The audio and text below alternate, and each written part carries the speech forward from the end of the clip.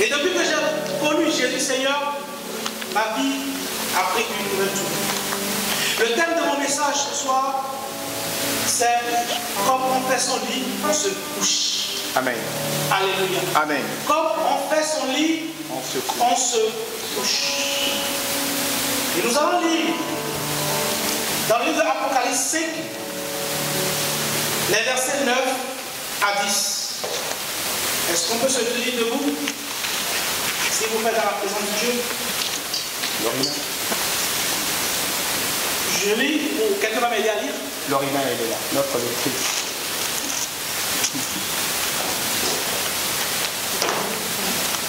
Apocalypse combien? Apocalypse 5, les versets 9 et 10. Je lis Apocalypse 5, versets 9 et 10. Et il chantait un cantique nouveau en disant, tu es digne de prendre le livre et d'en ouvrir les sceaux, car tu as été offert en sacrifice et tu as racheté pour Dieu par ton sang des hommes de toute tribu, de toute langue, de tout peuple et de toute nation. Tu as fait d'eux des rois et des prêtres pour notre Dieu, et ils régneront sur la terre. Amen. Alléluia. Amen. Alléluia. Amen. Alléluia. Nous asseoir dans cette présence. Amen. Je rends grâce à Dieu pour sa parole. Je prie que la terre fasse silence et que les voix qui résonnent du royaume se fassent entendre parmi nous au nom puissant de notre Seigneur Jésus-Christ. Amen. Alléluia. Amen. Dans l'Ancien Testament, si nous lisons bien, nous allons voir que le peuple d'Israël attendait le Sauveur. Le peuple d'Israël, les prophètes sont passés, ils ont dit, il y a un Sauveur qui va venir. Il y a un roi qui va venir. Il y a quelqu'un qui viendra sauver Israël. Mais la question que je me suis toujours posée, Jésus allait venir les sauver de quoi? De quoi Jésus allait les sauver? Oui, le Sauveur va venir. Mais quel est le but du Sauveur? Et quand je sonde un peu les Écritures, je tombe sur ce passage de l'Apocalypse 5. Et le verset 10 nous dit la raison pour laquelle Jésus est venu pour nous sauver. Mon édition, c'est Louis II révisé. Il dit, tu as fait d'eux un royaume et des sacrificateurs pour notre Dieu, et ils régneront sur la terre. Amen. Alléluia. Amen. Jésus est venu nous sauver. Il est venu donner son corps. Il est venu sur la croix afin de faire de nous des rois et des sacrificateurs sur la terre. D'abord des sacrificateurs, après des rois. Bien aimé, quand je regarde dans la Bible, j'ai vu que tous ceux qui ont été élevés dans la Bible, ils étaient des sacrificateurs. Alléluia. Amen. Ils avaient une relation étroite avec Dieu. Quand tu prends Abraham, quand tu prends David, c'était des gens qui étaient avant des sacrificateurs. Amen. Qui rentraient dans le secret avec Dieu. Et qui complètement s'oubliaient dans la présence de Dieu. Ils avaient des moments d'intimité avec notre Seigneur. Bien aimé, si tu veux être roi sur la terre, si tu veux être élevé, être roi, on peut être roi dans tous les domaines, que ce soit de la médecine, que ce soit de la comptabilité, l'informatique, n'importe quel domaine de la terre, tu dois être la tête et non la queue. Amen. Alléluia. Amen. Jésus ne nous a pas appelé pour être la tête. Jésus ne nous a pas appelé pour être parmi eux. Amen. Mais la Bible nous dit que nous devons être la tête. Amen. Mais avant d'être la tête, tu dois d'abord être un sacrificateur. Alléluia. Come on. Je veux dire à quelqu'un, le thème de mon message est tel, tu fais ton lit, tu te couches. La hauteur de ton élévation dépend de la profondeur de ton sacrifice. Amen. Come on. La hauteur de là où tu vas, ça dépend de la relation intime que tu as avec Dieu. Amen. Yes. Nous prenons ce bâtiment. Si nous pouvons faire R+1, la fondation sera R+1. Nous ne pouvons pas bâtir R+2 sur une fondation de R+1. L'immeuble va s'écrouler. Alléluia. Amen. Si tu veux être élevé, bien-aimé, Je vais te dire ce soir, tu dois être un sacrificateur. Amen. Un sacrificateur n'est pas seulement celui qui vient, qui prêche la parole de Dieu. Qu'est-ce que la Bible nous dit? Quel est le sacrifice que Dieu agrée? Amen. Alléluia. Come on. Le sacrifice de bonne odeur que Dieu veut, c'est nous en entier. Amen. Nous, sans rien laisser derrière.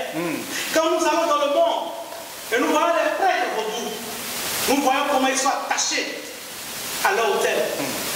Alléluia. Amen. Nous voyons combien de temps ils passent dans la présence de la divinité.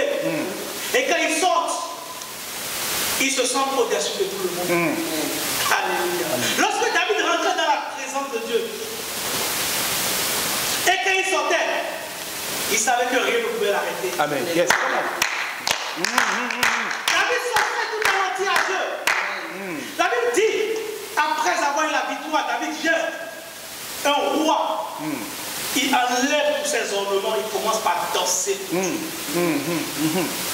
Il commençait par offrir, il offrait même sa vie à Dieu. Et toi aujourd'hui, qu'est-ce que tu parles à Dieu? Un dimanche, un vendredi, 1 heure, 30 minutes. C'est ce que tu parles à Dieu. Et tu veux quoi? Être élevé. Come on. Tu veux quoi? Être élevé. Tu veux être quoi? Dieu n'est pas un magicien. Amen. Notre Dieu n'est pas un magicien. Come on. Si tu fais de ta vie une fondation de R+1, tu auras un R+1. Si tu fais de ta vie, de ton adoration pour le Seigneur, une fondation de R+50, ta vie, ton élévation sera R+50. Amen. Come on. Nous prenons Abraham. Ce vieux sage, il était prêt à offrir tout ce qu'il avait. Aujourd'hui, es-tu prêt à offrir tout ce que tu as? Es-tu prêt à laisser ton travail pour Dieu s'il t'appelle? Es-tu prêt à prendre tout ton revenu et à donner à Dieu? Comment? J'ai des billes. Comment je vais payer le loyer? Oh, le mois, comment je vais faire? Alléluia. Amen. Quel est le sacrifice que tu portes? Nous devons voir les choses autrement. On a longtemps écouté les bénédictions. Oui, tu seras béni. Oui, tu seras béni. Mais comment faire pour être béni? Il faut avoir une chantorte. Tu n'as pas de tel fort. Tu ne peux pas atteindre le trône. Si ton hôtel avec Dieu n'est pas fort, n'est pas renforcé par ta vie, n'est pas renforcé par ton adoration, n'est pas renforcé par l'abandon total, tu ne peux pas être roi. Tu auras des bénédictions éternelles. Oui, le prophète va prophétiser. Oui, le pasteur va prêcher. Tu auras ce que tu veux, mais c'est pour un temps. Regardez les rois qui ont été déchus dans la Bible. Regardez ceux qui ont été bénis et déchus. Vous allez voir que ces gens n'avaient pas une relation intime avec Dieu. Prenez Salomon. Quelqu'un, oui, qui a entendu Dieu parler une ou deux fois. Mais Salomon n'avait pas une relation intime avec Dieu. Salomon n'était pas comme son père. Il a grandi dans la maison de son père. Suivi les enseignements de son père. Regardez son père faire. Voir le trône de son père élevé. Aujourd'hui, quand vous prenez, là où le président des États-Unis reste, ça s'appelle comment? Le camp David. Le nom de David est élevé au-dessus de tout le monde. Le président des États-Unis, là où il se repose, ça s'appelle le camp David. Ce n'est pas pour rien. David, il avait une relation intime. David n'a pas tué Goliath parce qu'il a, au moment où il a fait les 5 pierres, mais il a tué Goliath quand il a dit qui est cet insensé, cet incirconcis qui ose défier l'armée du Dieu. Par sa parole, il dit mais qui est celui-là qui ose défier l'armée du Dieu tout-puissant? Il a défendu d'abord Dieu. Amen. Come on. Hallelujah. Combien parmi nous pour défendre Dieu? Oh Seigneur, donne-moi un travail pour que je puisse acheter la voiture. Donne-moi un travail pour que je puisse construire des immeubles au pays. Mais combien de nous ont dit Seigneur, donne-moi un travail pour que je puisse bénir ton œuvre? Oh, Come on.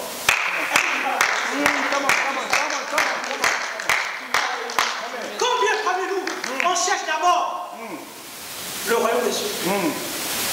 Seigneur, moi je veux ce travail.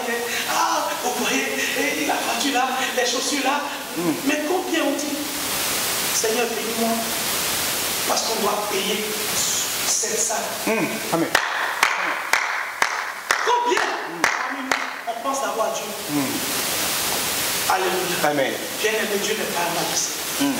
J'ai dit, tel qu'on fait son vie, on se couche. Ton adoration, ton abandon total. Oui, je ne suis pas devenu prier à l'église. Ça, tout le monde peut faire.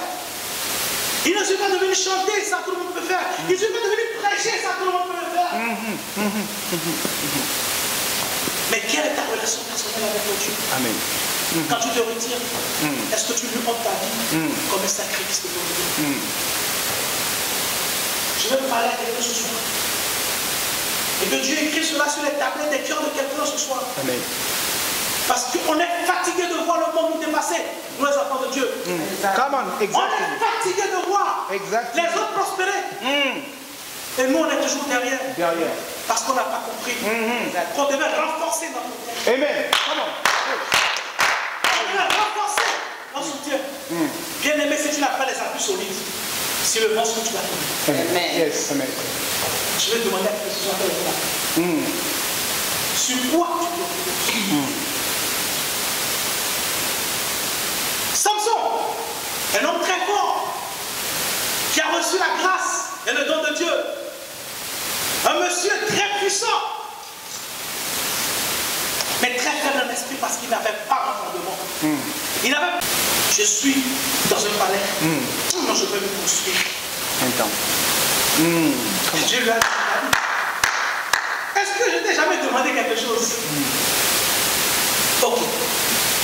Ton fils te fera ça. Mais à cause de ta pensée, parce que tu as pensé à mon bien, parce que tu as d'abord cherché premièrement le royaume des cieux,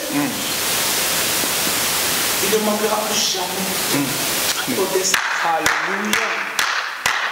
Combien parmi nous venons à l'église, nous remarquons ce qui manque à l'église. On vient juste pour écouter la parole de Dieu. Pour d'autres, c'est un moyen pour se divertir, pour sortir de la maison. Pour d'autres, c'est un moyen de rencontre.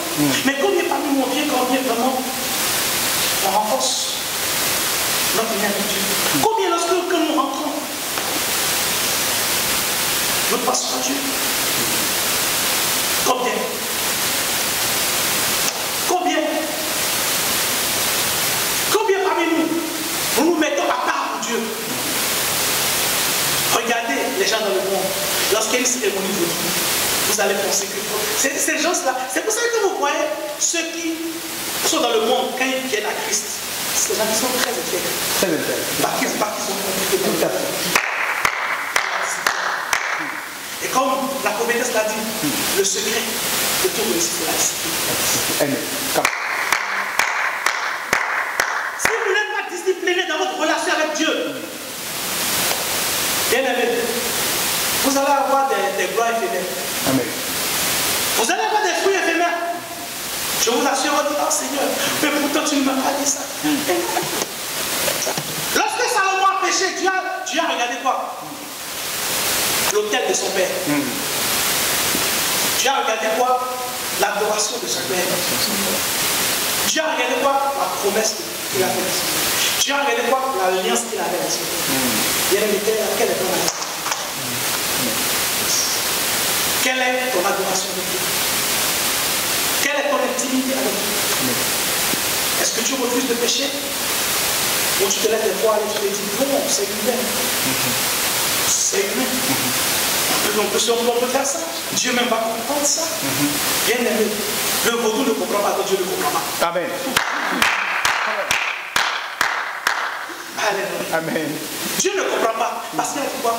Le Saint-Esprit en vous évitera de faire toutes ces choses. Amen. Mais si toi tu n'as pas assez de place pour le Saint-Esprit, parce que tu n'as pas le temps de renforcer le Saint-Esprit qui est en toi, tu n'as pas le temps d'alimenter alimenter. Tu n'as pas le temps de mettre le robinet pour que l'eau puisse te remplir. Mais comment tu vas pouvoir éviter le péché? Tu es coupé de la source. Tu laisses les petits jets venir dans toi. Bon, ça vient, le jet vient. Le jet vient.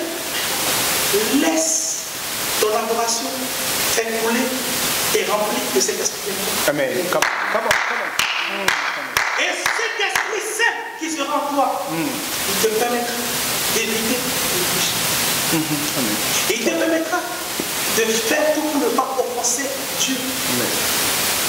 Il te permettra de renforcer ton lien avec Dieu. Amen. C'est le Saint-Esprit qui convainc. Amen. Aujourd'hui, moi, je préfère parler de Jésus que de juger quelqu'un. Je préfère lui dire qui est Jésus. Je préfère l'amener à être rempli de cet esprit. Parce que c'est le Saint-Esprit qui va le convaincre que ce qu'il fait, c'est le péché. Alléluia. Tant que le Saint-Esprit ne le convainc pas, vous pouvez tout dire. Il ne va jamais pourrir. Mais il faut lui mettre la seringue du Saint-Esprit. Il faut dire à quelqu'un, mets-lui la seringue du Saint-Esprit. Alimente-le. Alimente-le. Il faut l'alimenter. Un jour, il sera rempli. Et il va dire, ah, ça là que je fais là, ça offense mon Dieu. Bien aimé, lorsque vous prenez un voleur et que vous l'enfermez en prison, tant qu'il n'est pas convaincu que ce qu'il fait c'est Robert, ça ne dira rien.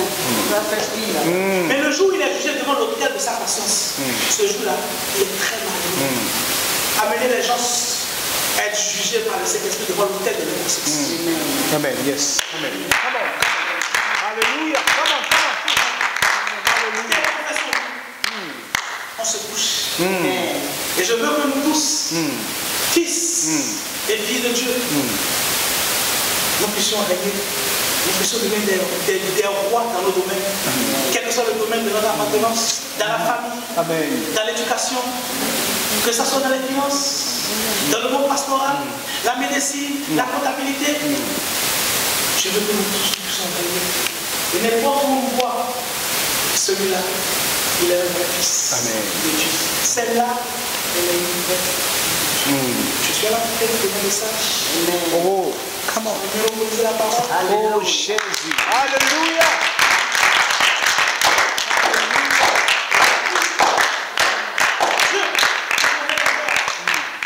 Je prie l'Esprit Saint de Dieu pour donner les grâces à toutes choses nous est données. Shalom. Shalom.